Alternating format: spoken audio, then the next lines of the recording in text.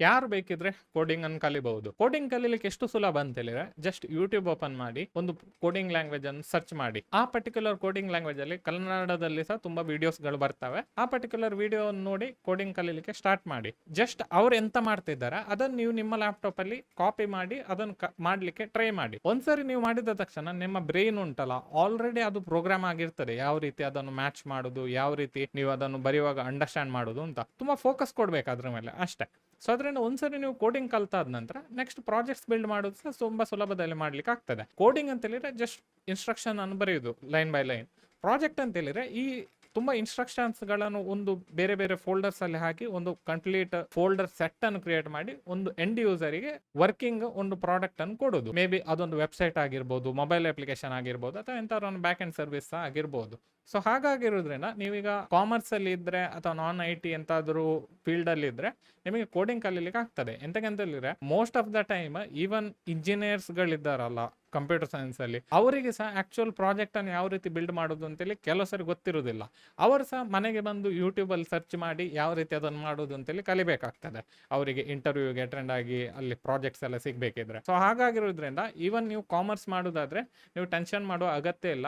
ನೀವು ಕರೆಕ್ಟ್ ಪಾತಲ್ಲಿ ಇದ್ದೀರಿ ಇಫ್ ನಿಮಗೆ ಕೋಡಿಂಗ್ ಕಲಿಬೇಕು ಅಂತೇಳಿ ಇಂಟ್ರೆಸ್ಟ್ ಇದ್ರೆ. ಮತ್ತೆ ಇನ್ನೊಂದೆಂತ ಅಂತ ಹೇಳಿದ್ರೆ, ನೀವೀಗ ಈ ಕಾಮರ್ಸ್ ಬ್ಯಾಕ್ ಗ್ರೌಂಡ್ ಇದ್ದು ನಾಲೆಜ್ ಮತ್ತೆ ಯಾವ್ದಾದ್ರು ನಿಮ್ಮ ಫೀಲ್ಡ್ ಇದ್ ನಾಲೆಜ್ ಅನ್ನು ಇಟ್ಕೊಂಡು ನೀವು ಕೋಡ್ ಮಾಡಿದ್ರೆ ಅವಾಗ ಎಂಡ್ ಯೂಸರ್ಗೆ ಕೊಡುವ ಪ್ರಾಡಕ್ಟ್ ಉಂಟಲ್ಲ ಅದನ್ನ ನೀವು ಇನ್ನೂ ಸಹ ಟ್ವೀಕ್ ಮಾಡಿಕೊಂಡು ಕೊಡ್ಬೋದು. ಎಂತಕ್ಕಂತ ಹೇಳಿದ್ರೆ ಈಗ ನಿಮ್ಗೆ ಆಲ್ರೆಡಿ ಕಾಮರ್ಸ್ ಮತ್ತೆ ಬಿಸ್ನೆಸ್ ಇದೆಲ್ಲ ವಿಷಯ ಗೊತ್ತಿದ್ರೆ ಮೇ ಬಿ ನೀವು ಒಂದು ಕಾಮರ್ಸ್ ವೆಬ್ಸೈಟ್ ಅನ್ನು ಕೋಡ್ ಮಾಡಿ ಅದನ್ನ ನೀವು ಸೆಲ್ ಮಾಡೋದು ಹೇಗೆ ಅಂತ ನಿಮಗೆ ಗೊತ್ತಿರ್ತದೆ. ಎಂತಕ್ಕಂತ ಹೇಳಿದ್ರೆ ನೀವು ಅದನ್ನೇ ನೀವು ಕಾಮರ್ಸ್ ಅಲ್ಲಿ ಕಲ್ತಿರ್ತೀರಿ. ವ್ಯಾರಾಸ್ ನಿಮಗೆ ಕೋಡಿಂಗ್ ಸಿಕ್ಕಿದ ನಂತರ ನೀವು ಯಾವ ರೀತಿ ಕೋಡ್ ಮಾಡ್ಬೋದು ಅಂತೇಳಿ ನಿಮಗೆ ಗೊತ್ತಾಗ್ತದೆ. ಮತ್ತೆ ನೀವೀಗ ಥಿಂಕ್ ಮಾಡ್ಬೋದು, ನಾನು ಈ ಪರ್ಟಿಕ್ಯುಲರ್ ಕಾಮರ್ಸ್ ಡಿಗ್ರಿಯನ್ನು ಹಿಡ್ಕೊಂಡು ಯಾವ ರೀತಿ ಕೋಡಿಂಗ್ ಕಂಪನಿಗೆ ಜಾಯಿನ್ ಮಾಡ್ಬೋದು ಅಂತ. Okay, most of the MNCs ಗಳೆಲ್ಲ ಇರ್ತಾವಲ್ಲ, ಅವರೆಲ್ಲ ಕಾಮರ್ಸ್ ಬ್ಯಾಕ್ ಗ್ರೌಂಡ್ ಅಥವಾ ಬೇರೆ ಯಾವ್ದಾದ್ರು ಫೀಲ್ಡ್ ಬ್ಯಾಕ್ ಗ್ರೌಂಡ್ ಅನ್ನು ಎಲ್ಲ ಹೈರ್ ಮಾಡೋದು ಕಡಿಮೆ. ಬಟ್ ಈ MNC ಗಳು ಮಾತ್ರ ಎಂಟೈರ್ ಬ್ಯಾಂಗ್ಳೂರಲ್ಲಿ ಅಥವಾ ಲೈಕ್ ಇಂಡಿಯಾದಲ್ಲಿ ರನ್ ಆಗುದಲ್ಲ. ಬೇರೆ ಸಾವಿರ ಕಟ್ಲೆ ಸ್ಟಾರ್ಟ್ಅಪ್ಸ್ ಗಳಿರ್ತವೆ, ತುಂಬಾ ಹಣ ಮಾಡುವ ಸ್ಟಾರ್ಟ್ಅಪ್ಸ್ ಗಳು, ಸುಮ್ಮನೆ ಲಾಸ್ ಅಲ್ಲಿರೋ ಸ್ಟಾರ್ಟ್ಅಪ್ಸ್ ಹೇಳ್ತಿಲ್ಲ. ಈ ಪರ್ಟಿಕ್ಯುಲರ್ ಸ್ಟಾರ್ಟ್ಅಪ್ಸ್ ಗಳಿಗೆ ಡೆವಲಪರ್ಸ್ ಗಳು ಇಂಪಾರ್ಟೆಂಟ್ ಆಗಿರ್ತವೆ.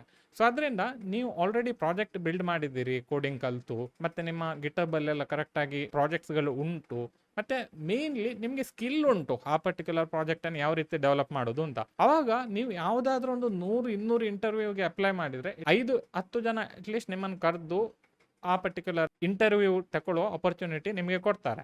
ಒಂದ್ಸರಿ ನೀವು ಇಂಟರ್ವ್ಯೂ ಅಟೆಂಡ್ ಆದ ತಕ್ಷಣ ಅಲ್ಲಿ ನೀವು ಕರೆಕ್ಟಾಗಿ ಅವರಿಗೆ ಎಕ್ಸ್ಪ್ಲೇನ್ ಮಾಡ್ಬೋದು, ಇವೊಂದು ನಾನು ಕಾಮರ್ಸ್ ಬ್ಯಾಕ್ ಗ್ರೌಂಡ್ ಅಥವಾ ಬೇರೆ ನಾನ್ IT ಫೀಲ್ಡ್ ಇಂದ ಬಂದಿದ್ದೇನೆ, ಬಟ್ ನಂಗೆ ಯಾವ ರೀತಿ Node.js ಅನ್ನು ಯೂಸ್ ಮಾಡಿ ಪ್ರಾಜೆಕ್ಟ್ ಬಿಲ್ಡ್ ಮಾಡೋದು ಅಂತೇಳಿ ಗೊತ್ತುಂಟು, ರಿಯಾಕ್ಟ್ ಸರ್ ಸ್ವಲ್ಪ ನಾಲೆಜ್ ಗೊತ್ತುಂಟು ನನಗೆ. ಸೊ ಇದನ್ನೆಲ್ಲ ಯೂಸ್ ಮಾಡಿ ನಾನು ಒಂದು 5-6 ಪ್ರಾಜೆಕ್ಟ್ ಅನ್ನು ಬಿಲ್ಡ್ ಮಾಡಿದ್ದೇನೆ, ಅದು ರಿಲೀಸ್ ಆಗಿ ಉಂಟು, ನಾನು ನಿಮಗೆ ತೋರಿಸ್ತೇನೆ ಅಂತೇಳಿ ನೀವು ಜಸ್ಟ್ ಡೆಮೋ, ಅದು ಅಂದರೆ ಆ್ಯಕ್ಚುಲ್ ಆಗಿ ನೀವು ಪ್ರಾಡಕ್ಟ್ ಅನ್ನು ಯೂಸ್ ಮಾಡ್ಬೇಕಂತೇಳಿ ಇಲ್ಲ, ಜಸ್ಟ್ ಒಂದು ಡೆಮೋ ಲಿಂಕ್ ಎಲ್ಲ ನೀವು ಅವರಿಗೆ ತೋರಿಸಿ ಅವ್ರ ಹತ್ರ ಎಕ್ಸ್ಪ್ಲೇನ್ ಮಾಡಿದರೆ ನಿಮಗೆ ನಾಲೆಜ್ ಉಂಟು ಅಂತೇಳಿ ಅವರು ಹೈರ್ ಮಾಡ್ತಾರೆ ನಿಮಗೆ. ಎಂತಂದ್ರೆ ಮೇನ್ ಅವರಿಗೆ ಬೇಕಾದದ್ದು ಅದೇ, ಅವರ ಕೆಲಸವನ್ನು ಕಂಪನಿಯಲ್ಲಿ ನಿಮಗೆ ಮಾಡಲಿಕ್ಕೆ ಆಗಬೇಕು.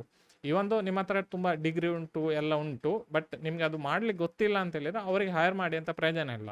ಬಟ್ ವ್ಯಾರಾಸ್ ನಿಮ್ಮ ಹತ್ರ ಆ ಪರ್ಟಿಕ್ಯುಲರ್ ಇಂಜಿನಿಯರಿಂಗ್ ಅಥವಾ ಕಂಪ್ಯೂಟರ್ ಸೈನ್ಸ್ ಇದ್ದು ಡಿಗ್ರಿ ಇಲ್ಲ, ಇಟ್ ಡಸಂಟ್ ಮ್ಯಾಟರ್, ನಿಮಗೆ ಪ್ರಾಜೆಕ್ಟ್ ಮಾಡ್ಲಿಕ್ಕೆ ಗೊತ್ತುಂಟು, ಅವಾಗ ಕಂಪನೀಸ್ಗಳು ಹೈರ್ ಮಾಡ್ತಾರೆ, ಒಂದಲ್ಲ ಒಂದು ಕಂಪನೀಸ್ಗಳು ಹೈರ್ ಮಾಡ್ತಾರೆ.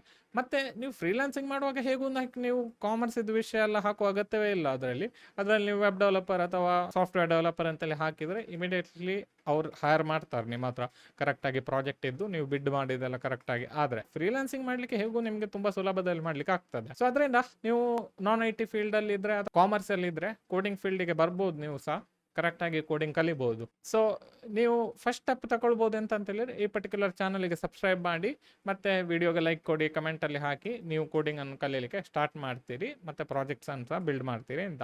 ನೆಕ್ಸ್ಟ್ ವಿಡಿಯೋದಲ್ಲಿ ಸಿಗೋಣ, ಬಾಯ್.